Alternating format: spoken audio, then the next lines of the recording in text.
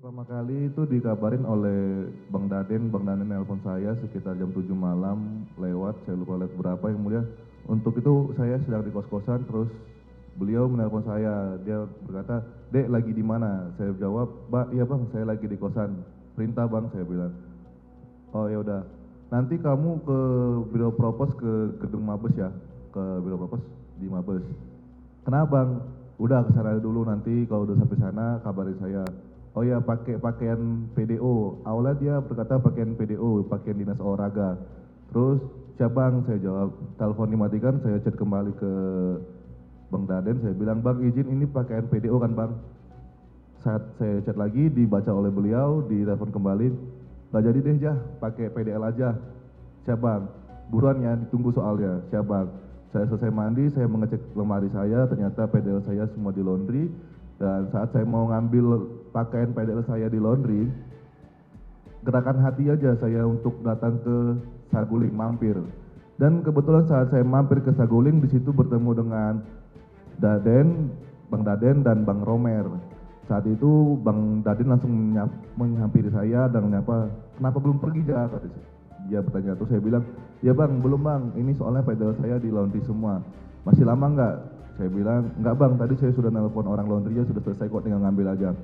Terus beliau langsung menggeledah saya dengan menanyakan, "Lu bawa safety nggak sih?" Dengan megang pinggang saya sampai ke kaki-kaki saya.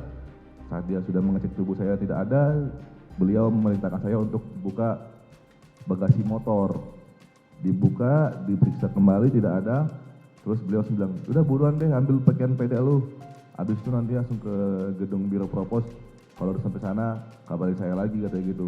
"Siap bang." Saya buru-buru, sampai saya di Biro Propos, saya langsung ke piket penjagaan Biro Propos. Saya menanyakan, "Izin bang, saya diperintahkan ajudan Pak Ferdi Sambo, Bang Daden untuk ke Biro Propos." "Ya udah, langsung naik ke lantai 3 saja, ke ruang pemeriksaan." Saya naik ke lantai 3 ke ruang pemeriksaan karena di ruang pemeriksaan di lantai 3 itu ada beberapa ruang pemeriksaan. Saya nggak tahu, saya turun lagi, saya telepon lagi. Saya bilang, "Bang, izin saya sudah di Biro Propos." "Oh ya udah, ntar ya."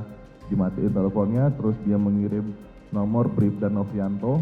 Saya telepon abang itu, saya bilang, "Bang, izin saya sudah di Biro Propos di lantai 3." "Oh ya udah, tunggu bentar." Beliau datang, saya duduk, nunggu.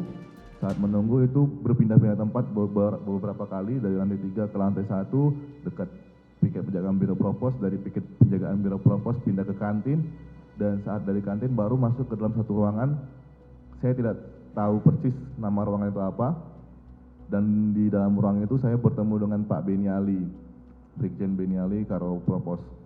Saat itu saya bertemu Pak Beni Ali langsung menanyakan, "Apa betul kamu adik dari Nofriansah Yosua?" Saya jawab, "Siap Jenderal, saya adik kandungnya." Terus beliau langsung mengatakan, "Abang kamu telah meninggal dunia." Terus dia menceritakan kronologinya bahwa sepulangnya dari Magelang ke Jakarta, sampai di Jakarta ibu naik ke atas tempat kamarnya, abang kamu masuk ke dalam kamar ibu melakukan pelecehan dan melakukan pengancaman kepada ibu. Saat itu ibu teriak. Saat ibu teriak didengar oleh beberapa ajudan, tetapi yang saat itu yang merespon teriakan ibu adalah Richard. Terus tuh, "Mungkin abang kamu panik saat ibu berteriak, abang kamu lari dari kamar ibu keluar dan sempat berpapasan dengan Richard." Saat berpapasan dengan Richard bertanya, "Ada apa bang?" Saat Richard bertanya, "Ada apa bang?" abang kamu tidak membalas dengan omongan, tetapi abang kamu membalas dengan tembakan. Dan beruntungnya Richard dapat menghindari tembakan abang kamu dan membalas tembakan abang kamu mengenai dada. Abang kamu sempoyongan, mungkin dia keliengan, terus tuh nembaknya secara brutal tidak jelas, terjatuh dan meninggal dunia. Dan saat ini katanya mau dibawa ke rumah sakit Keramat Jati untuk dilaksanakan otopsi. Begitu bapak itu keluar dari ruang tersebut, saya menunggu. Di situ saya saat menunggu ditemani oleh Kombes Pol Leonardo. Di situ saya menunggu, dan saat itu menunggu juga saya mengabari kakak saya yang pertama, Kak Yuni. Itu sekitar jam 9 lewat, saya lupa yang mulia jam 9 berapa. Saya menghubungi, Setelah saya menunggu lagi, saya masuk ke dalam ruangan sesro propos.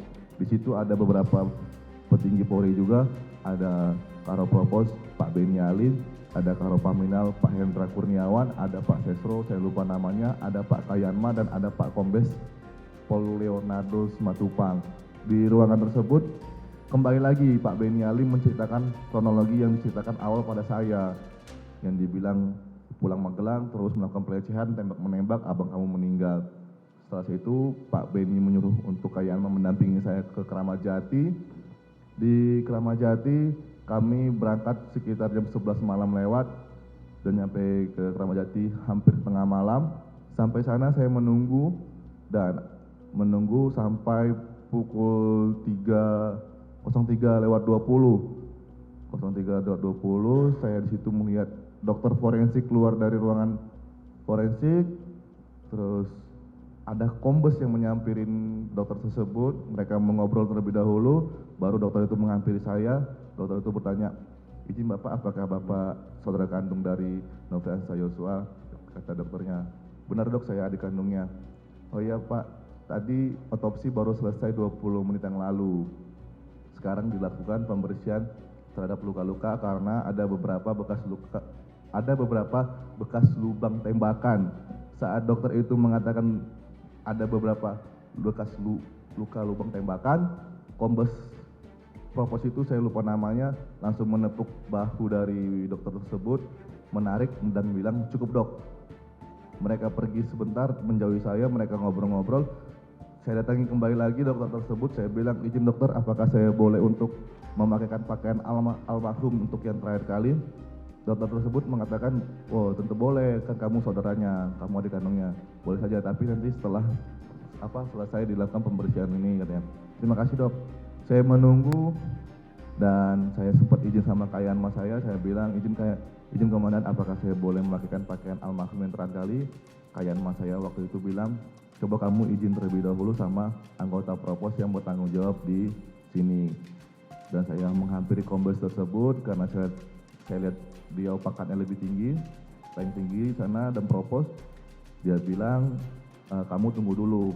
Beliau masuk, kombes tersebut masuk. Beberapa lama saya lupa, keluar lagi, terus saya tanyakan lagi, izin komandan, apakah saya boleh memakaikan pakaian almarhum yang terakhir kali? Terus beliau bilang, bentar lagi disuntik formalin, saya tunggu lagi. Beliau, saya datangi lagi, saya bilang lagi, izin komandan, apakah saya boleh memakaikan pakaian almarhum yang terakhir kali? Beliau masuk kembali, itu masuk yang itu saat itu lumayan lama. Terus beliau keluar, saya tanyakan kembali, izin komandan, apakah saya boleh memakaikan pakaian almarhum yang terakhir kali? Beliau mengatakan, udah kamu tunggu sini aja, itu celananya sedang dipakaikan. Saat itu saya sedikit marah juga, saya bilang, izin komandan, saya ini adik kandungnya, saya saudara satu-satunya di Jakarta, apakah saya boleh memakai pakaian almarhum yang terakhir saja? Udah kamu tunggu sini aja. Saya bersikeras dan sampai akhirnya dia bilang, saya nggak tahu, tanyakan saja sama tim forensiknya, lalu beliau pergi. Saya keluar dari lobi forensik, saya menunggu, kurang lebih jam 4, saya lihat ada orang yang keluar dari ruangan otopsi membawa jenazah. Saya lihat itu adalah almarhum Bang Yos. Saya mau buru-buru masuk, tapi pintu lobi ditutup langsung oleh anggota propos. Saya izin kembali sama kombes tersebut, saya bilang, izin komandan, apakah saya boleh mengangkat abang saya untuk terakhir kali ke dalam peti? Cuman dia bilang, udah kamu tunggu sini aja. Saya bersikeras lagi, terus beliau berkatakan, udah kamu tunggu sini aja, nanti selesai sendiri, katanya begitu. Saya tunggu dan sudah selesai semua, almarhum masuk dalam peti, sudah rapi dikenakan pakaian jas dalam peti. Saya masuk, saya berdoa, dan saya berdoa, saya masih sempat mendengar ada yang menceletuk dari luar mengatakan, sudah belum sih, dengan ada yang sedikit tinggi.